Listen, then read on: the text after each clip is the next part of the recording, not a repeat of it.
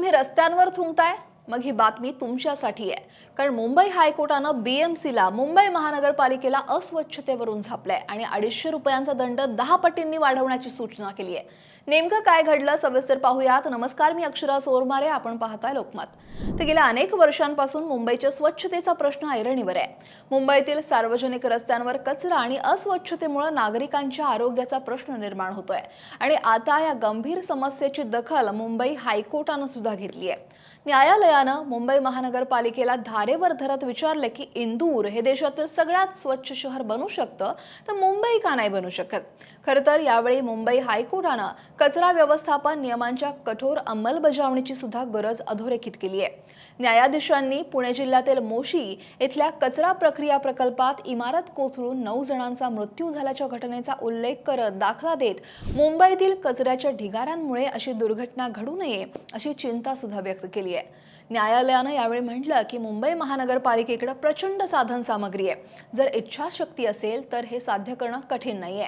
तसंच सार्वजनिक ठिकाणी थुंकणाऱ्या नागरिकांवर सुद्धा न्यायालयानं ताशेरे ओढलेत. सार्वजनिक ठिकाणी थुंकल्यास सध्याचा 250 रुपयांचा दंड खूपच कमी आहे आणि तो 2500 रुपये करण्याच्या सूचना सुद्धा न्यायालयानं बीएमसीला केली आहे. कारण स्वच्छ हवेत श्वास घेणं हा नागरिकांचा मूलभूत अधिकार आहे. मुंबईत दररोज हजारो टन कचरा हा निर्माण होतो आणि या कचरा कोंडीची समस्या ही वर्षानुवर्षांपासून आहे. मात्र आता मुंबई महानगरपालिका सुद्धा ॲक्शन मोडमध्ये असल्याचं दिसतंय. मुख्यमंत्र्यांच्या निर्देशानंतर पालिकेनं आता स्वच्छतेच्या कामांना वेग दिल्याचं सुद्धा पाहायला मिळतंय. मुंबई महानगरपालिकेनं बीएमसीनं खरं तर मुंबई कचरा कुंडी मुक्त करण्याचा संकल्प सुद्धा केलाय. या अंतर्गत पुढच्या 4 वर्षात मुंबईतील सार्वजनिक कचरा कुंड्या हटवून थेट घराघरातून कचरा गोळा करण्याचं नियोजन आहे.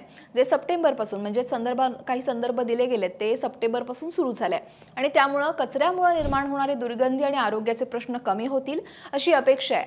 आणि याशिवाय मुंबईत घनकचरा व्यवस्थापन हाताळणी, स्वच्छता आणि अस्वच्छता विषयक उपविधी 2025 ही नवी नियमावली सुद्धा लागू करण्यात आली आहे. यात थुंकण्यापासून ते कचरा जाळण्यापर्यंत अनेक गोष्टींवर कडक दंडात्मक कारवाईची तरतूद आहे.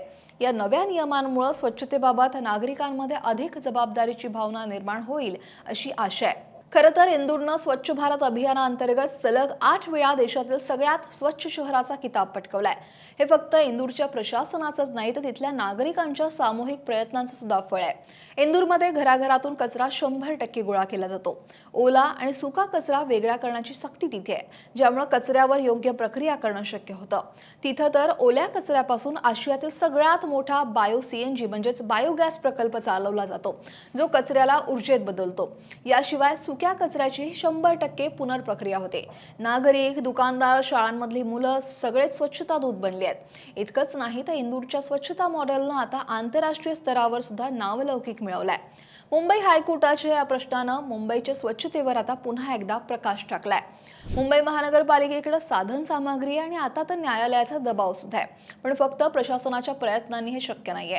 इंदूरच्या यशामागे तिथल्या नागरिकांचा सक्रिय सहभाग आहे. तसंच मुंबईकरांनी सुद्धा हे सामाजिक भान दाखवून सार्वजनिक ठिकाणी कचरा न टाकणं, ओला आणि सुका कचरा वेगळा करणं आणि स्वच्छतेच्या नियमांचं पालन करणं हे खरोखर आवश्यक आहे. जेव्हा मुंबईकर आणि महानगरपालिका एकत्रित येतील तेव्हाच खऱ्या अर्थानं मुंबई इंदूर सारखी स्वच्छ आणि सुंदर होऊ शकते. त्यामुळे आता बीएमसी तत्परता दाखवते का? सामान्य नागरिकांची इन्व्हॉल्वमेंट यात किती गरजेची आहे? तुमच्या सूचना कमेंट बॉक्समध्ये नक्की लिहा आणि लोकमत सबस्क्राईब करायला विसरू नका.